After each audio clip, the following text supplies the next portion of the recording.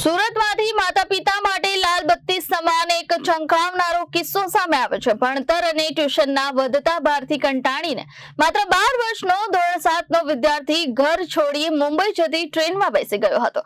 જોકે વરાછા પોલીસ અને રેલવે પોલીસની સતર્ક કામગીરીને કારણે બાળકને મહારાષ્ટ્રના દહાણુ રોડ સ્ટેશન પરથી હેમખેમ શોધી કાઢવામાં આવ્યો। સુરતના વરાછા વિસ્તારમાં રહેતો ધોરણ 7નો 12 વર્ષીય વિદ્યાર્થી ટ્યુશન માટે નીકળ્યો હતો, પરંતુ ભણતરના ભારથી પરેશાન થઈ તેણે ઘર છોડવાનો નિર્ણય લીધો।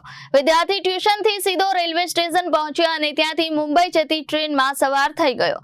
બાળક સુરત રેલવે સ્ટેશન તરફ જતા હોવાનો દ્રશ્ય સીસીટીવી કેમેરામાં કેદ થયા હતા। ફરિયાદ મળતા જ વરાછા પોલીસે તાત્કાલિક તપાસ શરૂ કરી અને 150થી વધુ સીસીટીવી કેમેરાના footage ચકાસ્યા।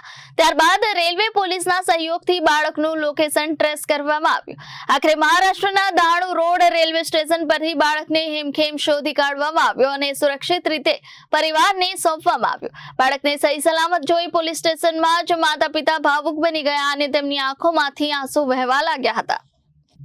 Bureau report, Janadesh news, Surat.